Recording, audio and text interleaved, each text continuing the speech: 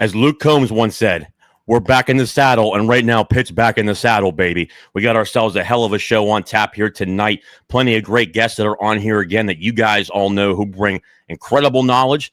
But boy, we get to break down one hell of a football game. Pitt wins 48-7 against Boston College. Mason Heintschel era now has begun. The offense looked completely different. The offensive line was dominant throughout the majority, if not all of the game. And then the defense playing lights out for the numerous portion of this football game as well. We'll go into a bunch of that stuff here today. But of course, the show is sponsored by Colonial Beer, located at 4986 Library Road in Bethel Park, PA, 15102. Tremendous people. Anytime you can help out a small business, please do so, but especially for the great people over Colonial Beer.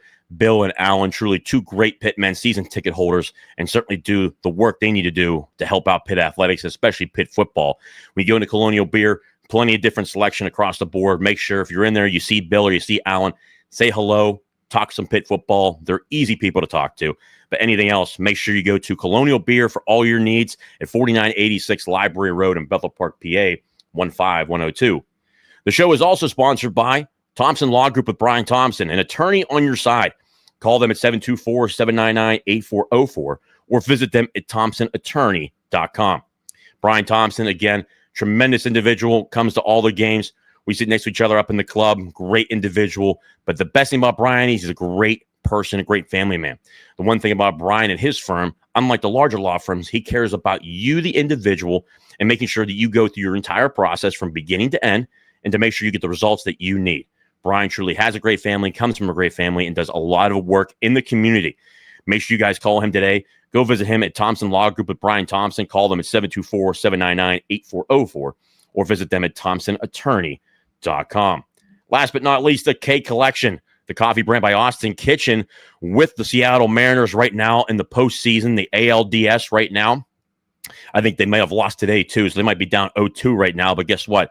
It's okay. We believe in miracles over here. But make sure you go see the K Collection, the coffee brand by Austin Kitchen at www.thekingscraft.com. Make sure you go over there today to get yours. A great selection. And you guys always know the AK Espresso is the way that I love to go.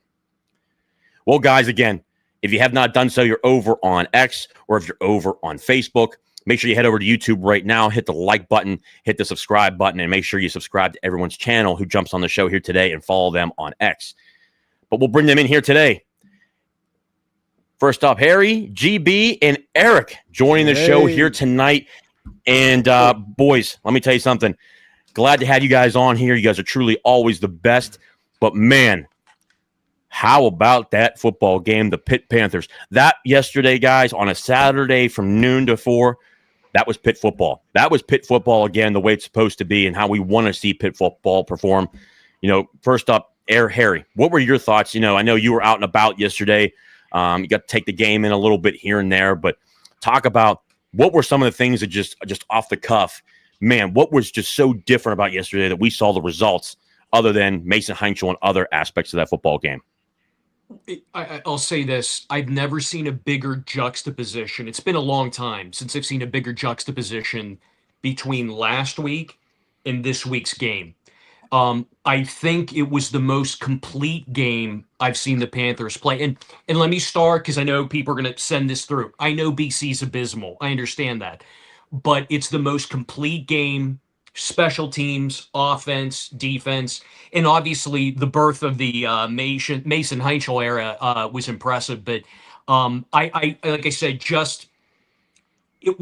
I think the insertion of Mason into the lineup, seeing the offense run the way I think Cade Bell wanted it run, to see that offensive output was incredible. The adrenaline rush put into not just the team, you could see it in the fan base, was remarkable. And I think they have something now. There's something we didn't have a week ago, and that was hope. And I tend to talk about that a lot. And it's, like I said, it was incredibly exciting. I watched the game twice, wrote down a lot of notes, but to me, it was one of the most complete games I've seen in the Pat Narduzzi era. And I couldn't agree more with you, just watching this team from beginning to end and just purely dominant. And then we'll go into a number of different things for, the numerous reasons why this Pitt football team just extremely played well. from the offensive side of the football, special teams, and defensively. We'll go over a bunch of the stats here tonight, everybody as well, because I think historically there are some numbers here out of this football game with how well the defense played, how well the offense played. We got to go through all of it. But Eric, when you watched this football game yesterday, after the first 4 weeks, the first 2 weeks you saw a good, a dominant Pitt football team for rightful reasons, as they should have been. You saw a lot of struggles at West Virginia game, which is absolutely abysmal at times. The offense did not look good against West Virginia. The offense did not look good against the Louisville Cardinals. But then this game, you just saw a full, complete game. Talk about what you saw against the Boston College Eagles.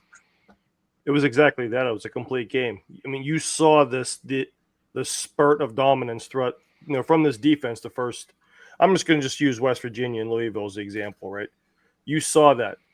What jumped off the screen to me, and we'll talk about this when we show some pictures and some tape on this, the effort from the skill positions, see the energy and the effort, and it was with the offensive line, but if you notice, like when the receivers were hit, they were spinning, they were putting their hand in the dirt, they were trying to get that extra yards without putting their knee down.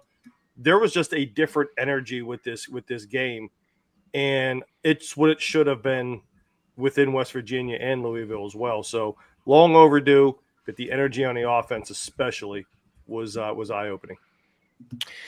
Couldn't agree more. And I think, again, to your point, just everything was clicking. GB, got to meet you finally in person up in the club. It was a lot of fun. That was pretty awesome. It's a really great experience. You got to meet Bill.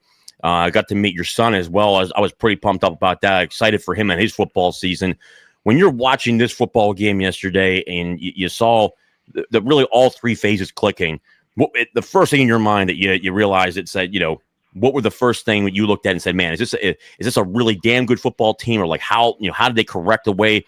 How many corrections they made from the previous week? What were your initial thoughts when you were watching this football game? If I could sum it up in one word, it was rhythm.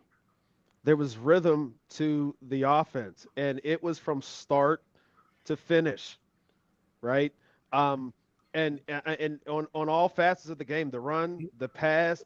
I remember looking at the Jumbotron, and I looked at my brother, and I said, does that say they already have 20 first downs in the first half? Like, I was like, they have literally 20. I mean, it doesn't get any more rhythmic than that, right? And kudos to the freshman Heintschel coming in, big pressure, if you will, because, the team's been underperforming, and you have to come in and kind of stop the bleeding, if you will. Man, that dude had balls the size of a dump truck with it, just poise, moxie, presence in the pocket, his ability to scramble and to get out of situations, and watching his progressions as well. There weren't that many very, very open windows. He was throwing in tight windows with confidence and making completions. That was the thing that impressed me the most. I was like, oh, we have a gamer here. This dude's the truth. So I'm really looking forward to see what happens when Des Reed returns with Heintschel, what this can look like moving forward. But man, I tell you what, that I know my energy is renewed for Pitt football again. I'm very much looking forward to seeing how this thing plays out for the rest of the season. I couldn't agree more with you. And we talked about just Mason Heintschel, man, and just a great young man as it is, has a great family. Eric and his dad, and then obviously his mom. He just comes from a great family. But watching him and just, again, it's very rarely do you see a true freshman. I mean, less than a year ago, he was playing Friday Night Lights, and now you're facing some Power 4 opponents like Boston College, and now it's soon to be Florida State, which is going to be a crazy atmosphere for him as well. But the one thing I got to point out here today, and I know Eric will talk about it, we got some good film concepts, some great pictures, obviously, to look at in terms of what we saw in film.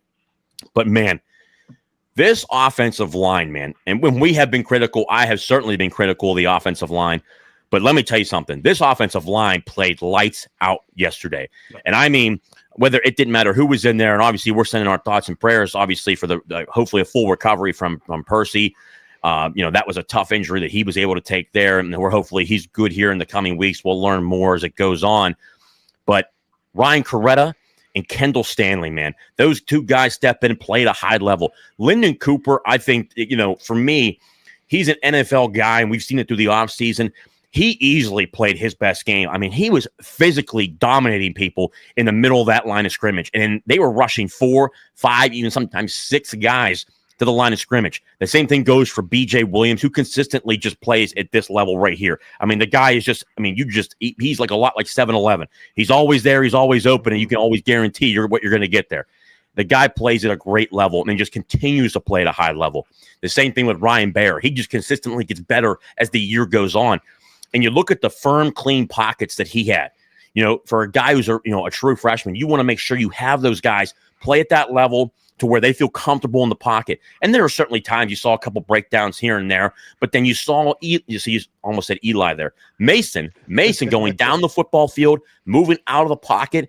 The one thing that stands out with Mason with me is just the maturity to keep looking down the football field. A lot of times you'll see young quarterbacks where they immediately get pressure, they get that happy feet, all of a sudden you see their feet moving in the pocket. Not him. He's keeping his eyes down the football field before he wants to run. Running's last resort. He's trying to find that guy. In multiple different scenarios that we saw yesterday where Mason's throwing an absolute bomb down the football field. Really, I mean, they had Kateris Blue Hicks almost had a touchdown in the end zone where he was able to throw it across his body about 40 to 50 yards. We saw him stand in the pocket real quick and find Kenny Johnson, who had an explosive day yesterday. It was a coming out party for Kenny Johnson, and we'll go through his numbers as well. But the offensive line, man, I mean, that was just pure dominance, and watching that pocket consistently be just firm every single time was truly special across the board, and that was fun to watch.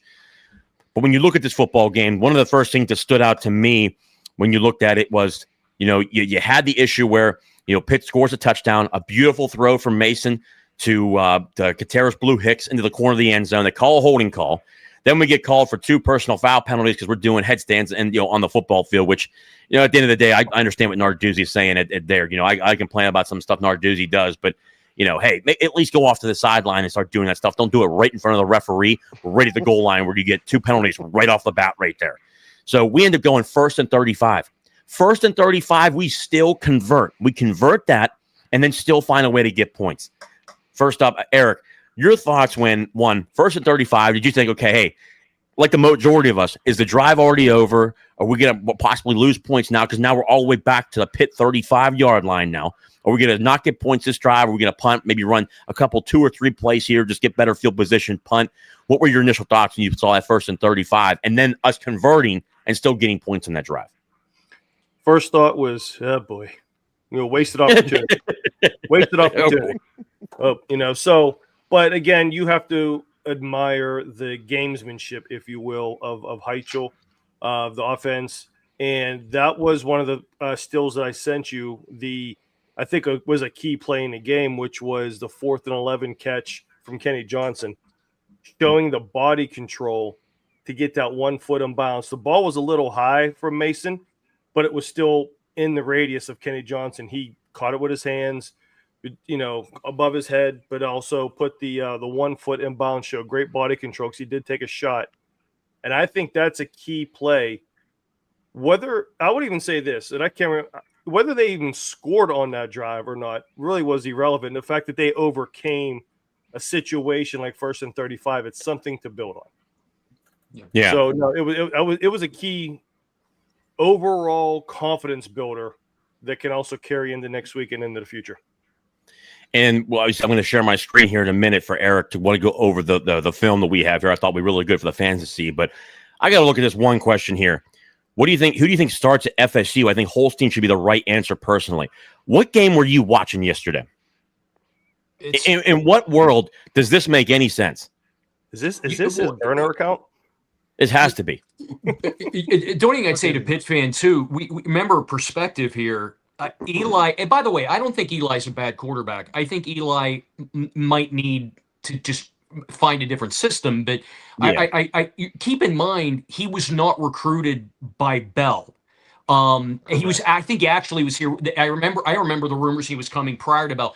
So Bell is handpicking these guys that are going to run his system, and clearly we found the guy. But to your point, I just assumed that gentleman was drinking bourbon or something to that effect when he was sending that over to us. But no, I think Magic Mason will be the starter. Yeah, and Allegheny Anthony here. Holstein is done, and if he gets some playing time, he's going to be focused on not getting injured for his next team. Mason was very impressive. Next week is going to be very tough. I agree, and I think that I don't think he's going to worry about whether he gets injured or not. I just think to Harry's point, he's got a good point. I don't think that Eli's a bad quarterback. Maybe it's just a different system. Maybe he needs to work his way to where he's able to look at reads, not as miss as many open guys, or make sure he's actually able to hit certain wide receivers going down the football field. At the end of the day, I mean, he's a gifted athlete. I mean, Eli's a big guy. I mean, he's like 6'4", 6'5", something like that. Certainly has speed. He's able to run. I think if you work with those tools, I mean, I think he could certainly be a good quarterback, but it's just not going to be here right now. You know what, JJ? All it is, I just think that guy, Michael Jackson made a song about him back in 1982 on the Thriller album. It was called "Wanna Be Starting Something." I think that's all he wanted to do. He just wanted to get a little bit of attention. He wanted to be starting something. That's all it was. We all know when we're getting punked here, man. Come on, we all know that you didn't really think that Eli Holstein should be starting next week. Come on, guy. Come on. Yeah, I don't know about all that, but that's a little crazy. Apologize for the issues with the camera here. I think we'll actually try to get the camera going again here. And JJ, I just read Stark, the guy that just sent, he just sent across, hey, Russ is in the house. But the previous comment from last name was Stark. I mean, I understand what he's saying. What he was trying to say, Florida State is a significantly more formidable opponent than what we just played. But I think the timing of this was awesome for Pitt, and that you're able to get that mojo going. I think GB said it before. You could feel the excitement even with the team. Yeah. I don't think anyone is looking past FSU. I mean, it's going to be, and let's face it, there was no pass rush. The offensive line played their ass off. And one name that was left off before is Ryan Coretta. Went and played two different positions as well, and I thought he did really, really well. But they have no edge rushers. So, Mason had the luxury of being able to get back there a little bit more and have a little bit more time. He might not have that as much next week. I'm anxious to see what he could do when there is pressure on him. But he did show a lot of moxie and poise. But I think his comment is well taken. He's right. Next week's a much more stiffer challenge. Yeah, no doubt. Yeah, and I agree. I think to Jake's point and to Harry's point, completely agree. Let's just pump the brakes a little bit, but also too, I think after the last couple of weeks, it's probably not a bad thing to be happy about what we saw yesterday, because there was clearly one of two ways this was going to go. It was either going to be very, very good, or it was going to be completely bad. And I think it's just one or the other there. But what you clearly saw was a guy that who Mason truly is, and he's a hell of an athlete. And I mean, for me personally, that's all I heard during the spring. I heard during spring ball that he was the best quarterback on the roster. I heard during the summer he was the best quarterback on the roster. The same thing, but you heard Eli got a lot better when it comes to fall camp. And I think that, I give Narduzzi a little bit of leeway right there, because one, we're paying the guy a lot of money. He's going to get first dibs on it to begin with. And I understand that from a business perspective. That's how it should be, unfortunately. But you gave it 4 games. You saw a lot to be desired for. And I think that clearly this system does work. And again, we're going to go over a number of the numbers here and the stats. But first up, I want to share my screen here. I'm going to go through it here. Eric was kind enough to bring over a number of videos here. I'm going to actually open this up here, if I'm able to here. Share my screen. All right, that's what I want to do. Share screen, share. And we'll get to a bunch of the comments, guys, here as the show goes on. I know there's a ton of them coming in here right now. We'll get to the super chats here as well. Go here, share. Want to open this up. So first up, watch the full clip here as we go. And then, obviously, Eric, I'll let you make sure you tell me when to stop it. But we'll watch the full thing here right away. So real quick, and actually, before we pause for a sec. So this here, whenever you're talking about next week and stepping up the competition, obviously Florida State's D-line is a lot better than Boston College. You can negate the defensive line's effectiveness with plays like this. But I want you guys to watch, and this is something I believe where Eli struggled with, which was the quick decision-making and such. So this is a short motion. This is the touchdown to Kenny. So watch Kenny come in motion and watch the corner that's covering him. Okay, I'll tell you to stop in a second. Stop. You see the corner is no longer in the picture. This was actually a really good design by Cade Bell, just a quick motion to get to that first down, the first down marker and such. But what happens is Heintschel puts it on Kenny that allows him to catch and run. There were times where Eli would throw that ball and it would be behind him. Maybe they have to reach down a little bit and it would slow him down. Look where he hits him, right on the front shoulder. Boom. And it allows Kenny to plant, run, and watch what happens when he turns and runs. He's got all that space, and Kenny's an athlete. This is what we've been waiting for, right? Exactly. This is the type of concept that you can build quick passes off him that actually will help slow down that rush that Florida State's actually really good at. And to your point there, Eric, as well, look at the pre-snap. We look at our pre-snap over here. Everything, especially when you look at the blocks, are all certainly up front. Looks like we're going to possibly run the football. But to your point, that motion creates that. And just look at this entire side of the football field over here. Just on the short side of the field. To your point, look at how wide open it is and where Kenny completely fakes his one-on-one. They're going man, one-on-one here, completely fools him, and see how just he's able to break it off. Look at that. Yep, 100%. Truly, I mean, it's a hell of a play, to your point, a hell of a play design. And some photos here. So GB was talking about this too, and Harry as well. Talked about how things get played on rhythm. Mm-hmm. I want you to look at Mason's back foot. Ball's already gone. Look where Kenny's at. He's coming out of his break. This is not a complicated thing. Just put the ball on him. And he did this. This actually went for about 15, 16 yards. All right, and also, to your point here, and look at this offensive line. Look at the protection here. Yeah. I mean, holy hell. Right. I mean, and you're going to see a couple other photos that I sent you. This is why I wanted to show this to everybody. Look at his foot's planted. The ball's gone. Kenny breaks down. He's ready for the ball. He catches it. Hits him high in the chest. He catches it, and he's able to turn and run, split those two BC defenders, and it's a positive play. There weren't very many negative plays at all with Mason back there. Which is, to your point, Eric, something that's been a real issue with this football team the first 4 weeks of the season. How many negative plays we've had consistently trying to move the ball forward, but this offense has had so many tackles for loss or plays for loss. Mm-hmm. Now on this screen right here. Yeah, look at his foot. He hits his back foot. Mason's ready to throw. Look at Kenny coming out of the break. He puts it on him. This actually was maybe not a great throw, but it was a good enough throw, and Kenny actually went down more towards around the thigh area and catch it. But obviously, look, he's right at the first down marker. He plans, he throws. The decisions were made quick. It's not a hard thing to do. You look at the pocket. I mean, even though the fact that he's very decisive with the ball means he's going to beat that blitz. He's going to beat 29. The ball's gone before 29 gets to him. And right here, you can tell too. It's about a 5, if I'm not mistaken. Here, about 3 guys here for the 5-man, 5-man rusher right there, and he's able to find his guy quickly right here. I remember this play, a late design, a late blitz coming here by the outside linebacker coming through.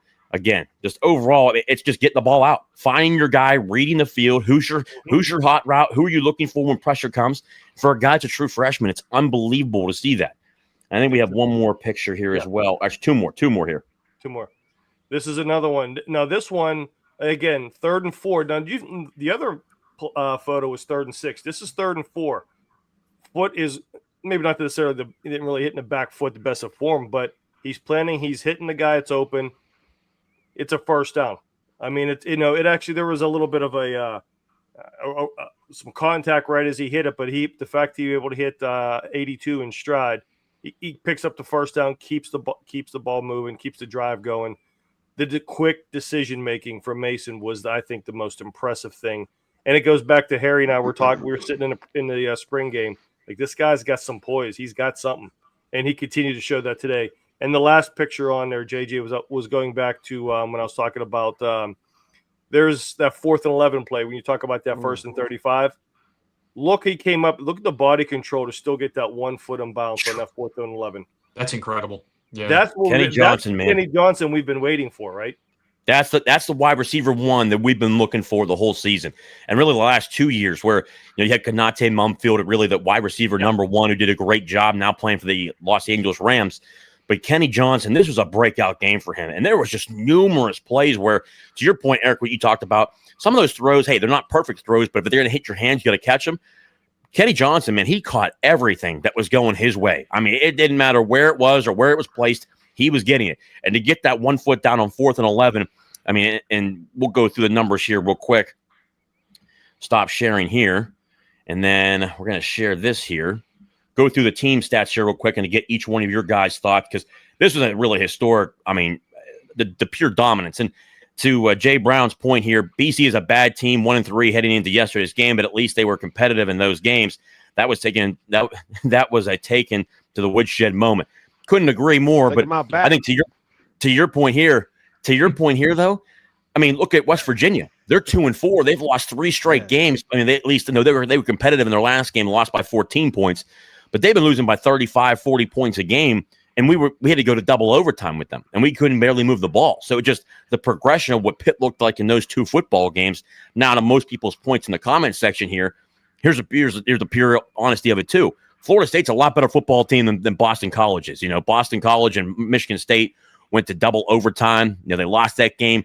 You know, they lost to Cal. They lost to Stanford. So there's bad losses on there, but they were competitive in those football games. Correct. Also, Boston College going into this football game was what, in the top 10 in passing? To go through this here, to share my screen here, just to go over the numbers of what we saw yesterday, which was truly impressive across the board. The first one here, if I can pull this off here, take this out. I'll maximize this here. Go through the team numbers here, which was, again, these are impressive numbers and what you wanted to see from the beginning of the year. First up, first downs. Pat Narduzzi, we've all talked about this, and the efficiency of trying to get first downs, move the chains. How many times we talk about moving the chains, fellas? Well, guess what? First downs, 11 compared to 31 first downs. Third down efficiency. The previous week, we were 0 for 9. This game, 9 of 17, more than 50%. A little more than 50%, which is 10 times better. Look at fourth down efficiency. 0 for 1 compared to Boston College's third down efficiency, 4 of 12. 0 for 1 on fourth down. We were 3 of 3 for fourth down. Gentlemen, look at the total yards. 216 total yards. I mean, the defense played lights out.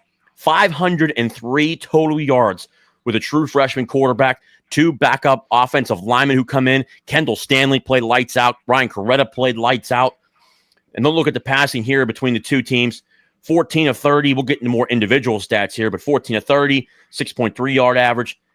Pitt, 32 of 45, 7.4 average. No interceptions for Pitt. 1 interception thrown for Boston College. But the story of this game, too, 27 rushing yards for Boston College. Absolute dominance by the Pitt defense compared to Pitt rushing the football for 172 yards. Harry, when you see this here, you know, again, you guys are all football guys, but especially yourself, Harry. When you see 503 yards compared to 216, what's your initial thoughts?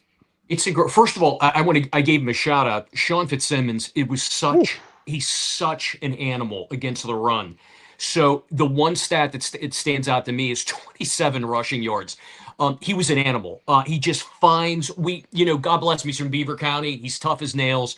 And there's a little bit of Aaron Donald in him because he knows how to slip and just get through defenders and go, or blockers, I should say. So the other thing, which Eric, who I think is a football savant, astutely showed, Mason is not only just poised, but very, very accurate. So he had a 73% completion rate for the game. If you look at his high school stats, which are obscene, by the way, overall, literally the totality of his senior year, 70% completion rate. So I think when you get an accurate quarterback that's seemingly that mature with poise, and he starts airing it out, and GB mentioned it, you get the rhythm going. I'm not shocked at all to see those numbers, especially 503 yards. It was a banner day all around. Couldn't agree more. And again, a banner day all around, just from top to bottom. GB, you look at these numbers. One, you see 216 total yards. of total offense for Boston College, only 189 yards, and we'll go into more between the two or three quarterbacks that played for Boston College. When you watch this game, one, were you expecting this type of dominance? Because guess what? At the end of the day, I agree Boston College is not a good football team, but we did see a Penn State team lose to an 0-4 UCLA team, the worst loss since 1985, and UCLA is possibly the worst Power 4 team in the country. When you see this total type of dominance on defense, but also the offense, just a complete turnaround from what we've seen, your initial thoughts? So I expected the defense to play great because I feel like that defense just flies to the football. They always do great things. The offense, I didn't really know what to expect. I didn't know what they were going to come out with. But let me tell you something. One thing that really stood out for me, if you look at time of possession, completely dominant. I mean, they had over 39 minutes time of possession. And that's when like you have complete control of the game. And the running game was good. I wouldn't say it was great, but it was efficient enough to put you in second and medium, third and medium situations, third and short situations, things of that nature, keeping the rhythm of the offense going. So it was refreshing, to be quite honest with you, to see the offense play the way that it did. And let me just say about Mr.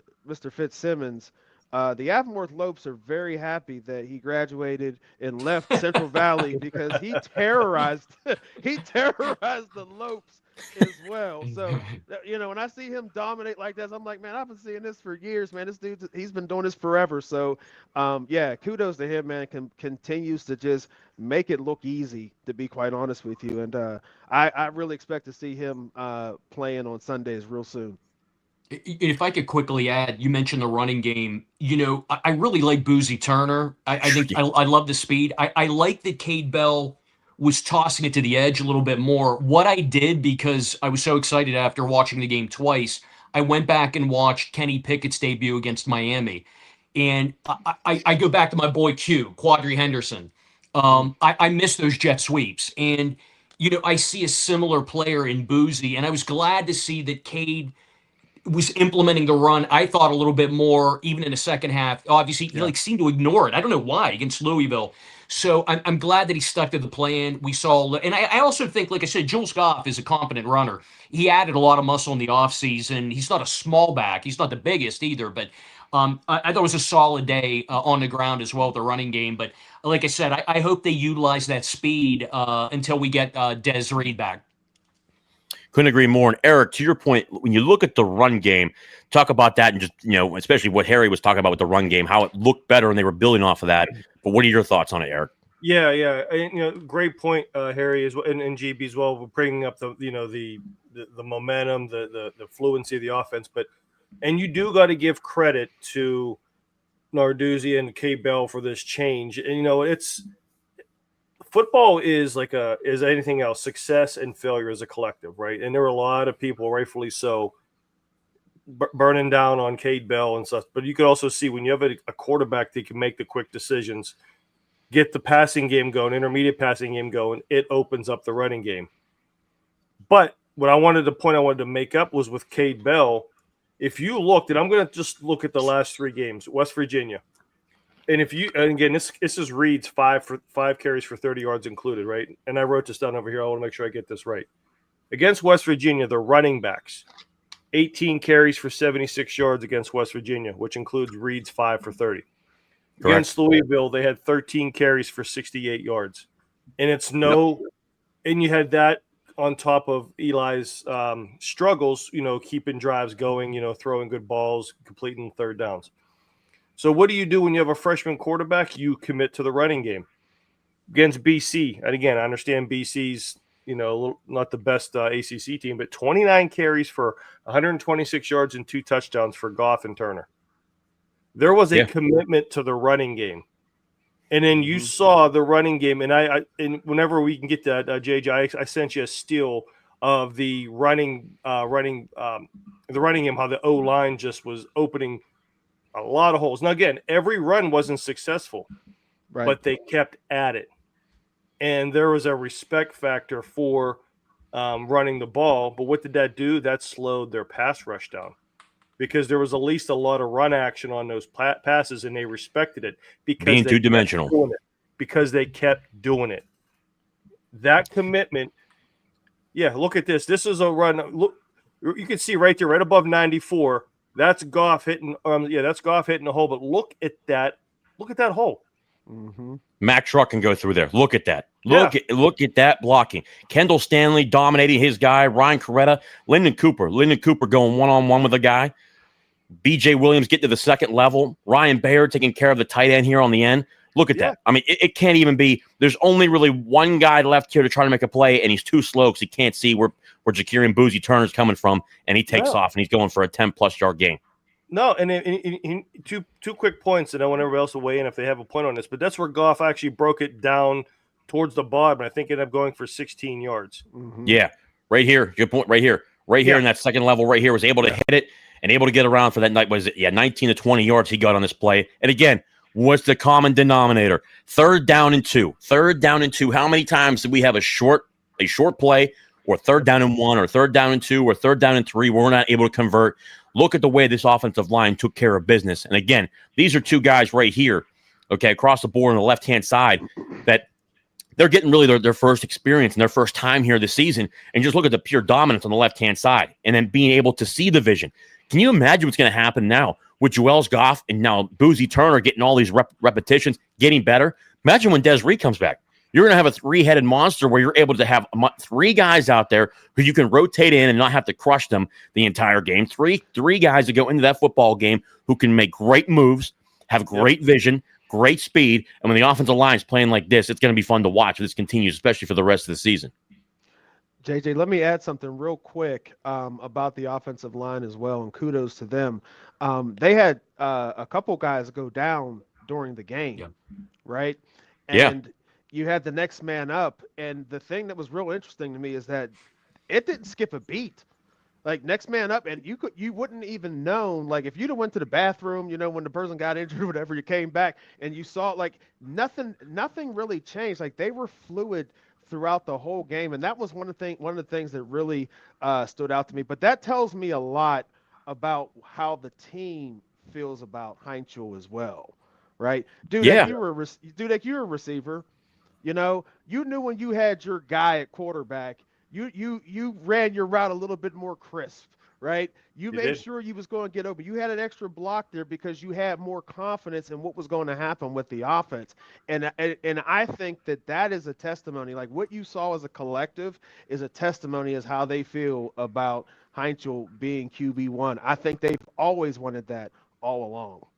And I think Brian had a good question here, and I want to hear, Harry, when you looked at this offensive line yesterday, and again, they've gotten some critique over the season. It's understandable, but when you see these past three games where you've seen the progression, especially in the Louisville game, they were a lot better in the Louisville game. I thought they looked pretty damn good. There were some clean pockets in there as well, especially to be able to run. A little disappointed that Cade went away from the run. We've talked about that, where I think once you become one-dimensional, you're really only hurting yourself and your quarterback. I thought that could have helped Eli out a lot more, is just establishing that run, especially when you're averaging 4.5 yards a carry. I mean, yesterday, Pitt averaged roughly about 4.2, 4.3 yards a carry. You run that three straight times in a row, you're getting a first down every time. But when you watch this offensive line yesterday, it was almost like they were invigorated for what was truly in front of them. And just the pure assignment-based, I thought just they took care of business. I mean, it was physical at the point of attack all day long. I mean, I talked to an offensive line coach in the Power 4 yesterday after that football game, and he's a dear friend of mine in the Power 4 in the ACC, and he texted me, and the first thing he said, he goes, Kitch, that offensive line got their mojo back, and he goes, they were moving people. They were moving people. That was a traditional offensive line from the University of Pittsburgh, is what he told me. Harry, what were your thoughts yesterday on the offensive line? I have so many notes I wrote down, but what impressed me, and GB brought this up, was so Percy goes out, right? We score the first touchdown. I'm like, oh, great, 7 points, but we lose our left tackle that might play in the NFL. Yeah. Stanley comes in, and then you have Cooper was at least temporarily hurt. You bring in Coretta. Then you are watching. The bottom line, they played so well. I watched over and over. I watched the game twice. You had Kendall Stanley was opening up holes. B.J. Williams was kicking ass. inside. I'm doing a great job. You had all these moving parts, which technically should throw, because offensive line to me, a lot of it too is about chemistry. Yeah. And my fear was, here we go. We're losing him. We're losing him. Even if they're out temporarily, it didn't seem to matter. They really played well. And like, again, I want to say this. BC does not have great pass rushers. They brought in like a D2 All-American that has not panned out. Yeah. It doesn't matter. They were moving people. And, all that being said, it was funny. Like I said, I even with Mason, I had a long talk. I was with watching my son and his mighty Allegheny Gators. They defeated Waynesburg yesterday. Nice. Got back. He did the same thing on the bus on the way back. Watched the game. He's still a diehard Pitt fan. We compared notes that night. And, he said for the line, even for Mason, you can't dispel what they did because of the level of competition. It's still a D1 team. It's a Power 4 team. Power 4 team, and they played their ass off. You can't. It seems like everybody wants to kind of throw that out, and I understand that. It's still a Power 4 team, and they dominated. So I'm really excited for the Florida State game. I don't know what the outcome's going to be, but I really think there's some momentum entering it. So it's going to be neat to see the outcome. I'm excited. And I agree that the momentum is there, and I think that is so crystal clear. And again, to everybody else's point, I understand Boston College is not good. We have all iterated that and reiterated that on this screen. But again, we saw a massive upset yesterday. It is college football. Any given Saturday, anybody can lose.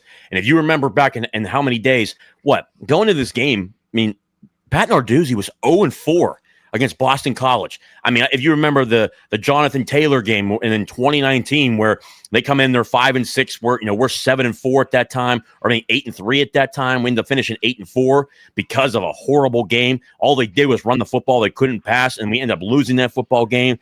Anybody's able to win, anybody's able to lose. We saw that. I mean, potentially with the upsets that we saw yesterday. Heck, even Florida beat Texas, who I think again, Florida has their own issues. They're trying to push out Billy Napier down there. Now there's conversations about, is James Franklin going to get fired, even though they own $58 million? And is he going to go somewhere else? And that's the whole cycle that's coming around the barn now. But Brian Thompson had a good question here. Many other position groups stepped up against Boston College, seemingly inspired by the change at quarterback. What could Pitt do against Florida State to overcome the likely aggressive defensive play calling against a true freshman quarterback? And I think this is a great question. And one of the things they can do is, one, establish the run, be physical up front. But when they're in the passing game, a lot what we saw this week has to continue. Getting the ball out quick, not having a 4 or 5 step drop, being able to be in the shotgun where he takes a 1-2 step drop. He's able to find the guy right away. Understand where your hot routes are, understand where your check downs are, because a lot of times they're going for a play that's usually over the middle or trying to push the ball down the field. But when you have those 2 check downs that are right there, whether it's your tight end sitting right in front of you or your running back coming out on the flat or and especially coming out of the backfield, you got to know where you are, and you have to be able to see the football field. And what we saw yesterday for his first time ever playing college football, a true freshman. I mean, the kid last year was playing was playing in the high school ranks. I thought he saw the field pretty well. And again, even when he got hit, he took a couple hard hits. He got back up. He was embracing it. He was loving it. I mean, it was, to me, it was almost like Kenny Pickett-esque, but it took a long time for Kenny. And again, I think that has a lot to do with the offensive coordinator situation at Pitt. I mean, we went through the Sean Watson. I thought Loyal Sons actually put out a great post ranking the offensive coordinators at Pitt. And let me tell you something. Kenny Pickett had to deal with Sean Watson, who that was in a just horrific experience watching that. I mean, horrible. You had the first 2 coordinators I thought were pretty damn good. Jim Chaney, who is a legend in the SEC ranks. I actually liked him a lot. He loved Tyler Boyd. I can tell you that. Jim Chaney. Then you had on number 2, you had a guy like Matt Canada, who was here for 1 year, made the mistake to leave. He ended up having issues. Sean Watson was horrific. Then you had Mark Whipple come in. His first 2 years were tough. Heather Lyke wanted to fire him. And then Pat Narduzzi basically stomped on the table to keep him here. Then you have that, that run, and you have that great onset to where we win the ACC title. And then after that, then you bring in, Frank Signetti, who was an absolute just train wreck in those 2 years. This is probably the first offense that's really up to date with college football here, in the 2024, 2025 era of college football. So I think really to get down and to, one, prepare for Florida State. Get the ball out quickly. Don't be one-dimensional. Actually adapt to the run. But what you saw a lot today, be confident in throwing the football down the field, finding your guys, taking what's given to you, not trying to push something down the football field. And with Florida State right now, they're focused on this next game, but also, too, they just lost to their rivals. They've lost now 2 games in a row. They're probably going to come out hot because they lost to Virginia on the road. They lost at home last week to Miami here this week. So they're going to come out pretty hot, and hopefully to where you see them, hey, they're going to try to regain their step, but it's off of 2 straight losses. What does that team look like? But I thought a great question there from Brian. Marlon Barnes Truther, who is well-known on X, appreciate the question here. FSU is not that convincing to me. I think Norvell has underachieved besides the 23 season and still think Tommy Castellanos is not that great. I think, coming up here, we'll go back to a number of the different stats between the game that we saw here previously, guys. But when you look at Florida State, it's a tale of, really 2 different teams right now. They're currently sitting, I believe, right now, at 3-2 after their last 2 losses here. I was never a big fan of Tommy Castellanos. He got benched at Boston College for a reason. He did not play well down the stretch, and Boston College actually looked better as the game, as the year went on last year. Tommy, I think there's a lot to be desired for there. They started the season off extremely well. They beat Alabama at home, especially in that first game of this season.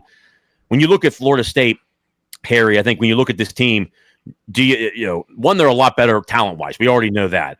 But I think as you begin to prepare for Florida State, what are the things, that possibly 1 or 2 things that Pitt really needs to focus on going into this week?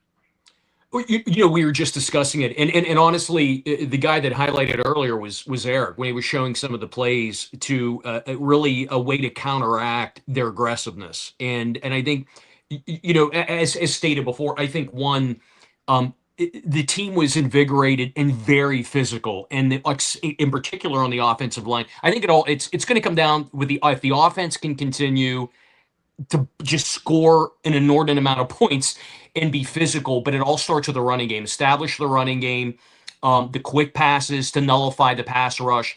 I think Pitt has a chance. The defense, if it balls out like it did, I see no reason. Yeah, the other thing I'll say quickly about the last game, too. I wrote all these names down. Cam Lindsey, Josh Guerrero, Sean Lee, Manny Taylor on special teams, Shadarian Harrison.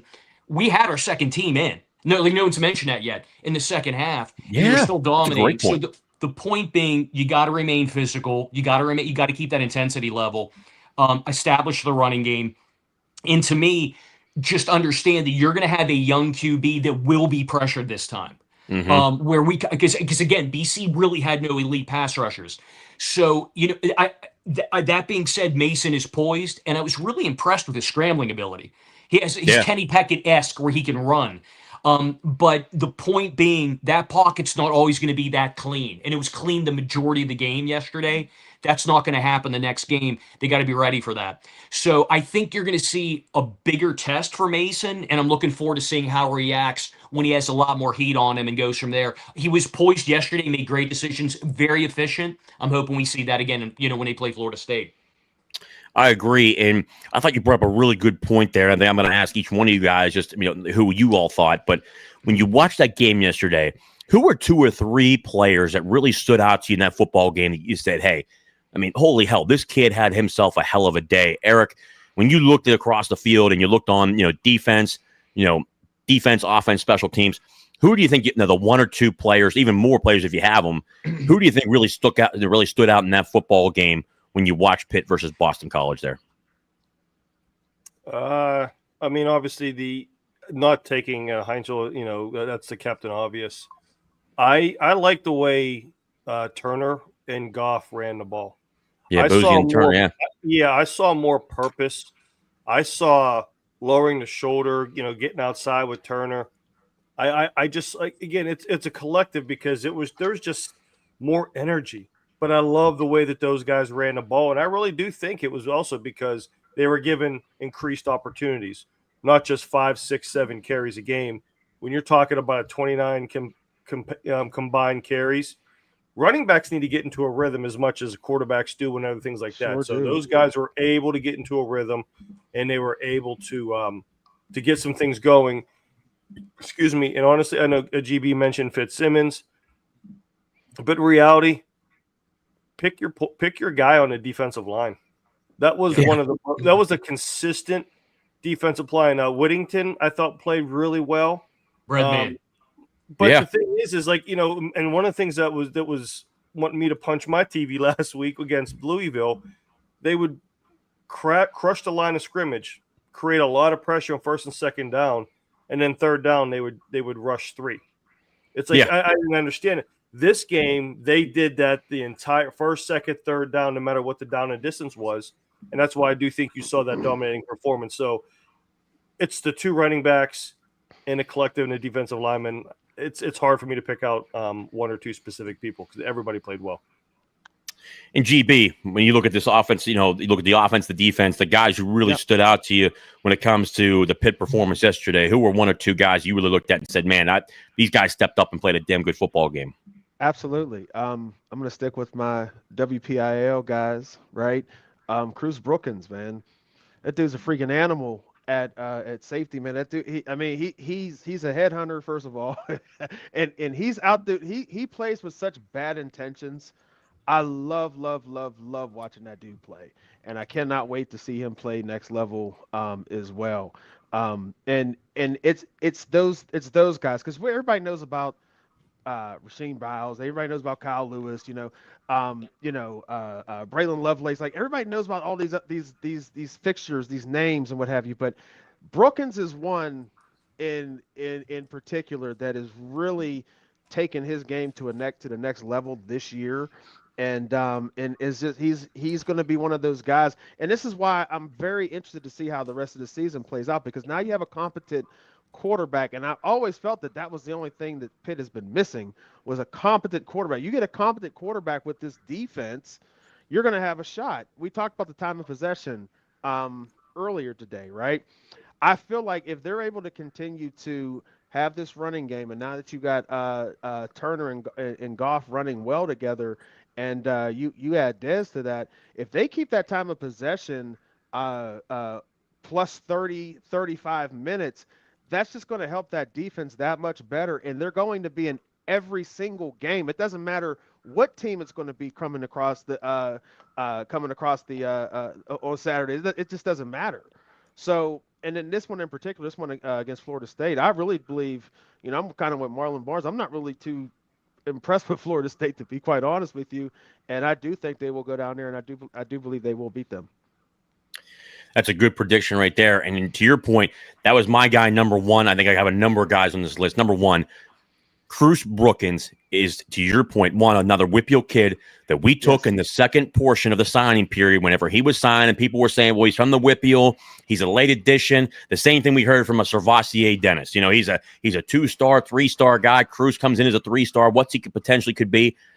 I saw him after the spring game, and the Pitt Ironworks of what he was able to do there. He just looks like a different player. I mean, just a mature kid. And he has been so consistent. You know what you're going to get out of Cruz Brookins every single time. And to your point, we know Kyle Lewis, All-American. He will be an All-American again this year. Rasheem Biles playing at a high level. Braylon Lovelace playing at a high level. We get that. I mean, everybody knows those 3. But Cruz Brookins continues to play at a consistently high level. McIntyre continues to play at a consistently high level. Kavir Baines, that kid continues to step up and get in the football game and play at a high level. He's a guy that loves to be able to hit. And I think Cruz Brookins is really starting to set that tone to say, hey, when on the back end here, at the end of the day, I people may not like to me like compare it this way, but man, he reminds me a lot, just the way he moves around is like an Ed Reed. He's a guy that loves to be physical. Yep. He loves to be involved in the run game, being able to make tackles at the line of scrimmage. He's not scared of anybody up front. He embraces violence. He embraces contact, and he plays at a high level all the time. And he's always around the football, and he's always some type of turnover when he's involved around it, especially when he's hitting somebody. Number 2, you look in college football, you want to be a successful football team. You need a quarterback. But then number 2, you need an offensive line and you need a defensive line. If you can control the line of scrimmage, your football team is going to be dominant. And right now, I'm giving it to the entire offensive line and defensive line is number 2. That was the most physical, I think, in the last 2 years. The last 2 years, that was the most physical that I've ever seen Pitt play from beginning of the game to the end of the game. Watching the defensive line, Francis Brayu playing at a high level. Sean Fitzsimmons, consistently plays at the high level. Another WPIAL kid out of Western Pennsylvania who decided to stay home and go to Pitt, and who will go and play in the National Football League. It's no secret. Carlo has talked about it before in the past. The guys that stayed home and realized I got an opportunity, instead of sitting on the bench for 2 or 3 years, to hop on the field and produce at a high level. Sean Fitzsimmons will be playing in the National Football League. Cruz Brookins will be playing in the National Football League. Another guy who stepped up yesterday, Jimmy Scott, continues to play at a high level at the defensive end position. More guys that are out right now. Jimmy Scott stepped up. I thought Joey Zielinski stepped up. We were missing Zachary Crothers this week as well. These guys internally are stepping up. Nick James stepped up. The Breadman, Whitman, he stepped up this week. That's the stuff that you want to see on a consistent basis, where we're rotating guys in and being very effective in how we're being able to build this defense.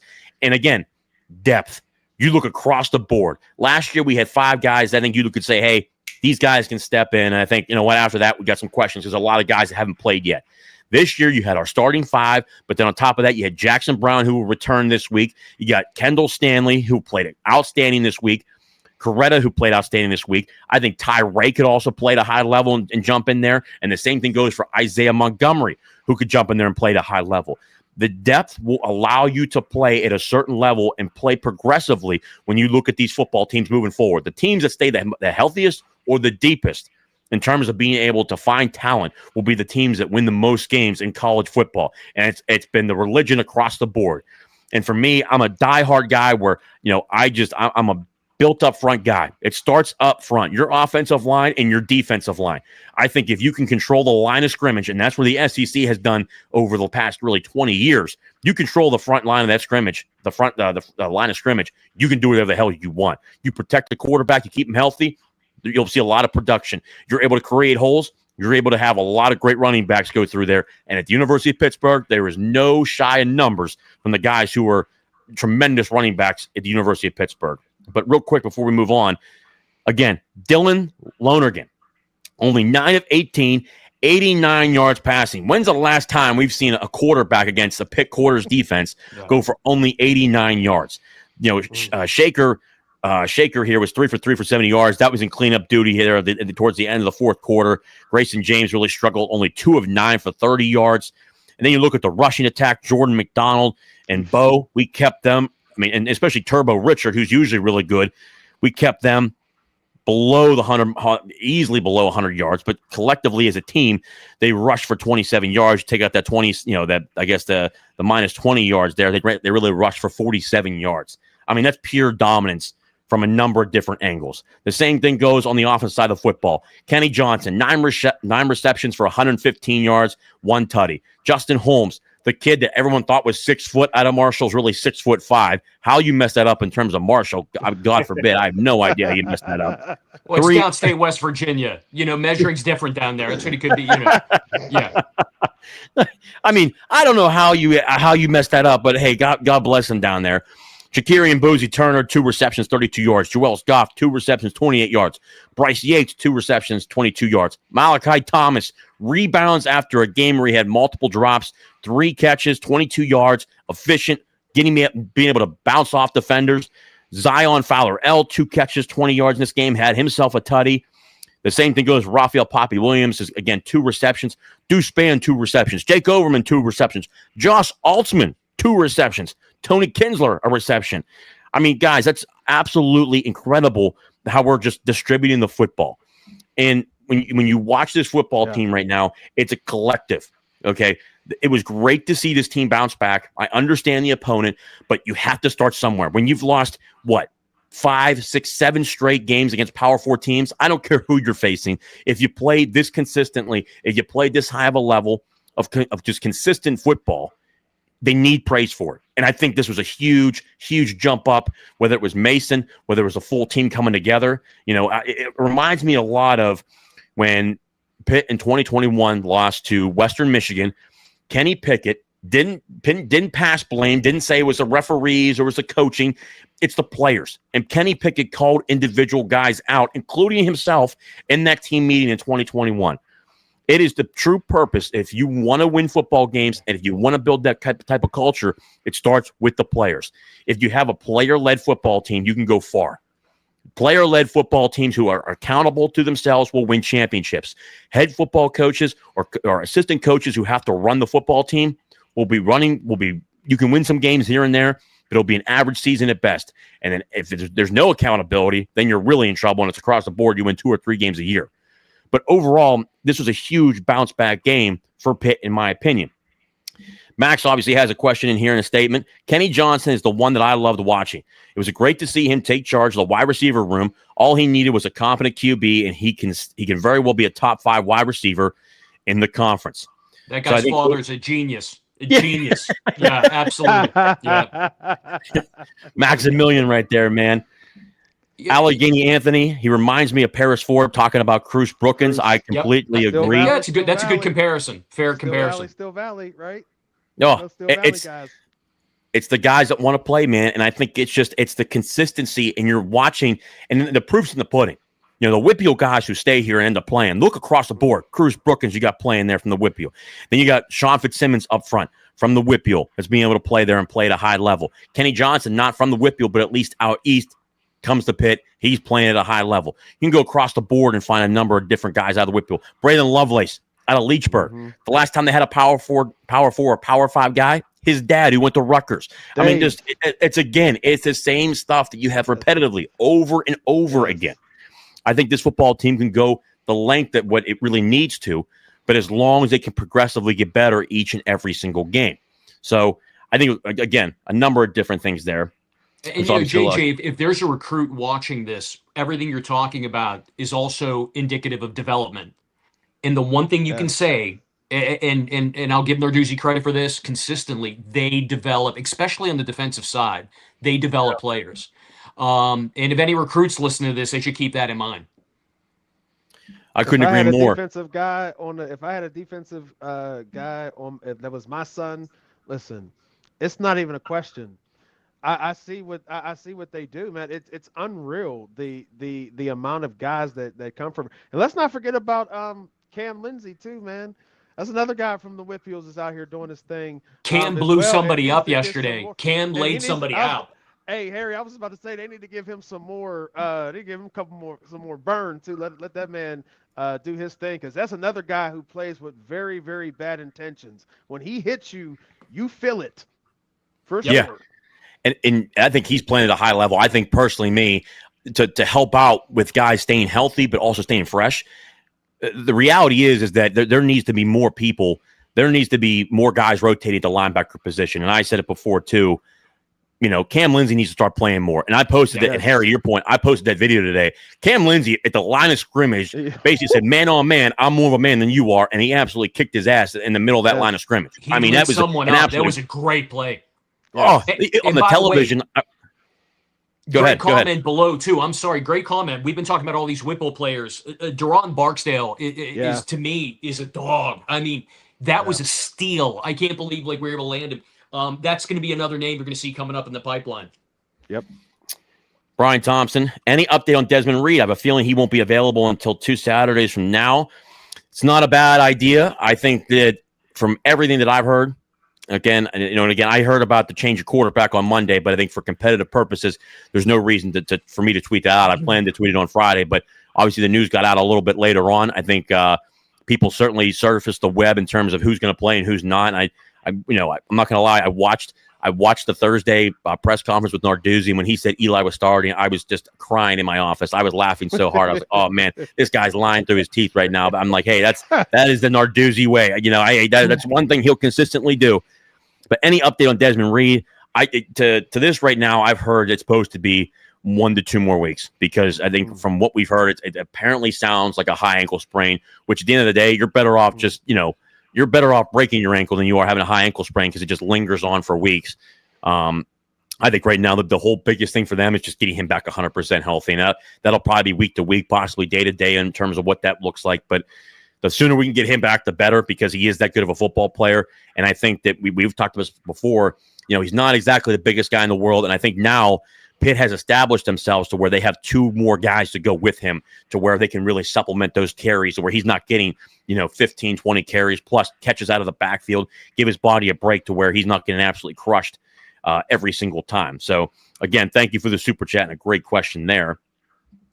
But I think as we go through here, we'll wrap up with a number of these questions here.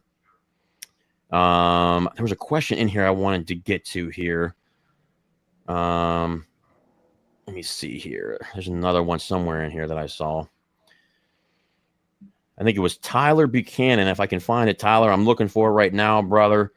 While JJ's looking, I think another player that should get the MVP yesterday for Pitt fans was Nico Amaliva, the UCLA quarterback. He said Amaliva to Tennessee, went to UCLA, stunk it up. But wait, when Penn State came, boom, baby.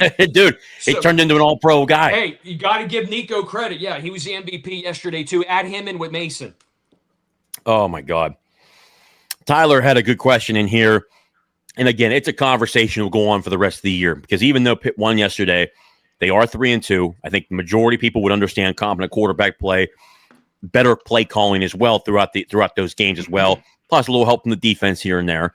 Even though statistically, this Pitt defense may actually be the best defense that Pat Narduzzi has had. I mean, they are top 10 as a defense, top 5 in rushing defense. I mean, they're absolutely smothering teams as they play them. And that's with being on the field the majority of the time. Yesterday was a lot better in terms of us having 40 minutes of time of possession compared to 20 minutes, just because the offense goes so fast. But if you're going 3 and out, it only hurts your defense. But the question that certainly goes around, and Tyler has it over here from Facebook, let's give Deuce some credit for making the switch at quarterback. It has been piled on for him the past 3 weeks, as it should have been. What does he have to do to save his job? I know many have been asking for him to retire or to be fired. If he goes out, he is going out with the guys he's recruited. Yes and no. And here's Tyler. I will say this. I think if you look at the guys on this channel here right now, we've been Pitt fans for a long time.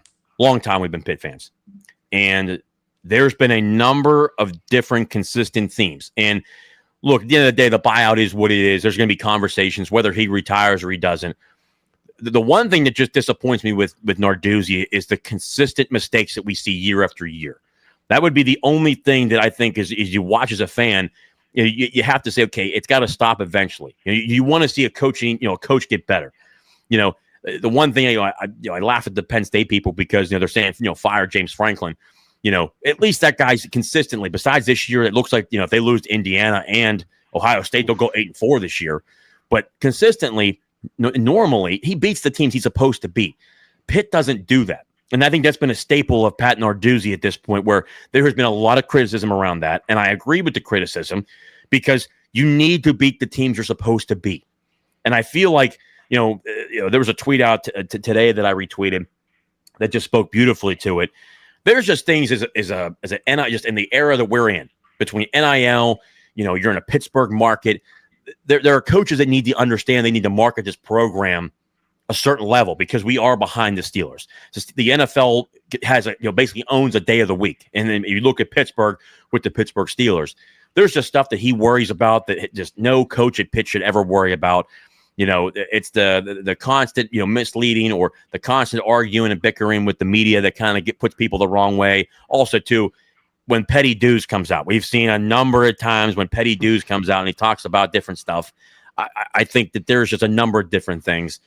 But for him to technically save his job, I mean, he's got to make sure. I mean, he's got to win a number of games. And if that even does, because the biggest thing I think people need to realize is there's a new athletic director in there.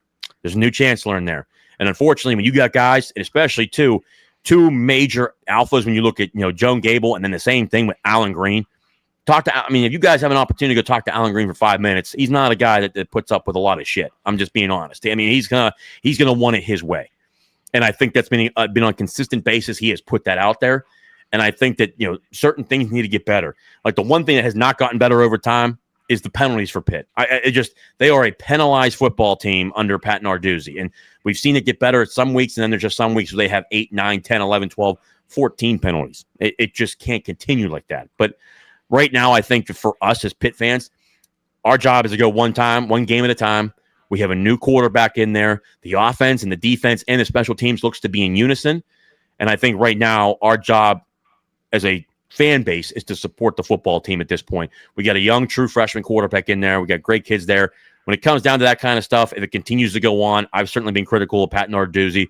We'll continue to do that over the weeks. But at the end of the day, they are 3-2.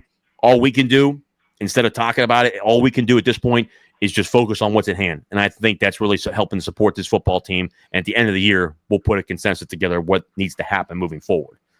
But great question there. Another super chat here. Another Wombat. I love the panel format. Best Pitt football show out there right now. And I'm going to tell you something. I couldn't agree more with you. Another Wombat. Let me tell you something. I don't go on many shows. I love going on the Bird Cave because obviously GB and Eric are truly two of the best. Harry is the original OG when it comes to anything Pitt and what he was able to do and the old school way of doing things. This is what I do here is nuts and bolts. I mean, it's nothing to it. I mean, this is pretty easy what I do.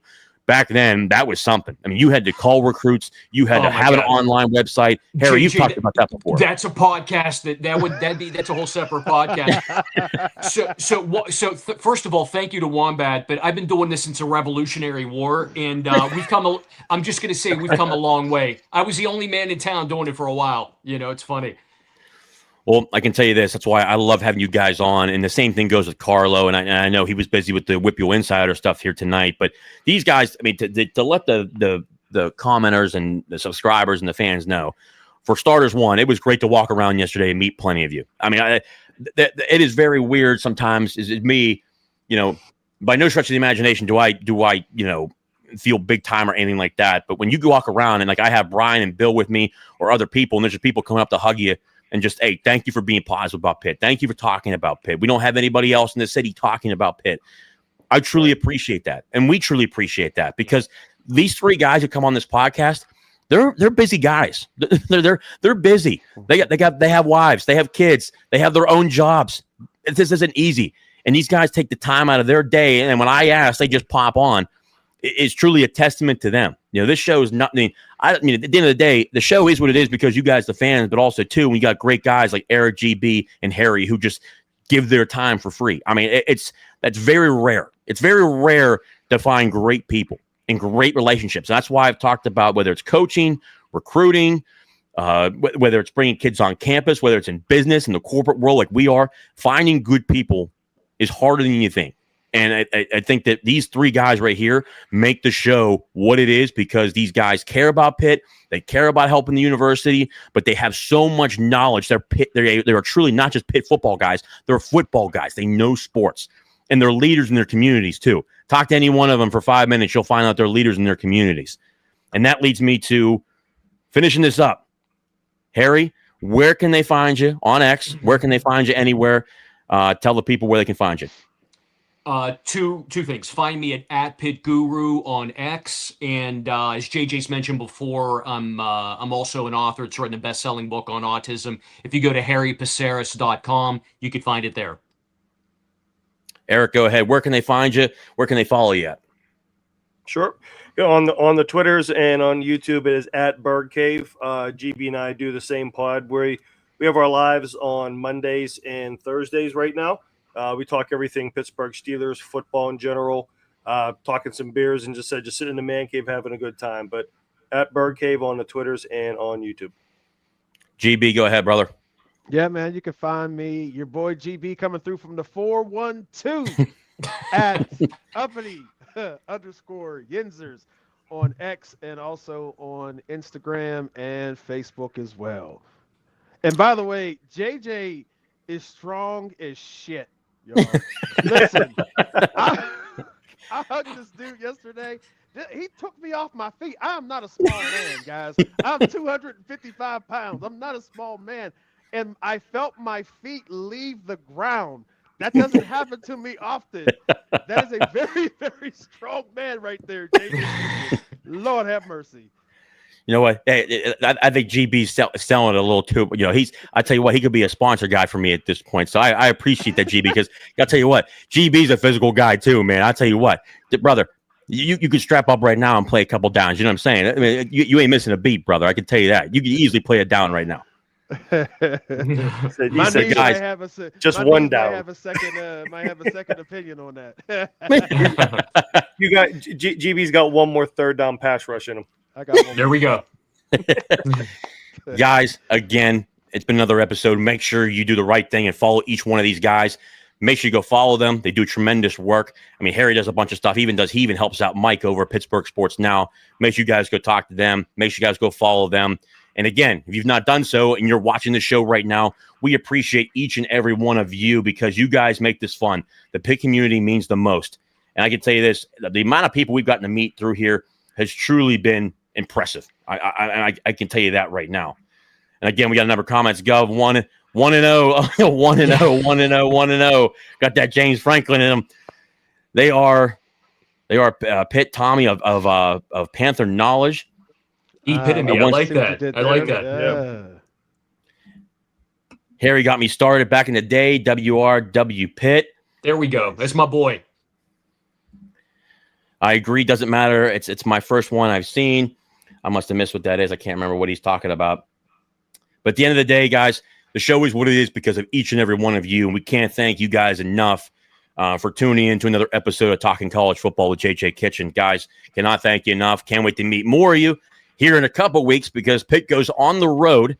I'll actually be watching the game while I'm at a wedding next week. They'll be on the road. They'll be facing the Florida State Seminoles.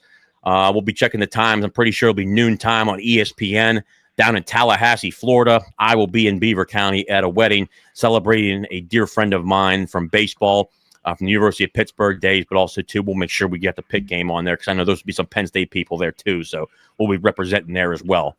But, guys, thank you for tuning in to another episode of Talking College Football with JJ Kitchen. Guys, enjoy the rest of your night. Pitt gets a win. It's a Mason Heintschel era.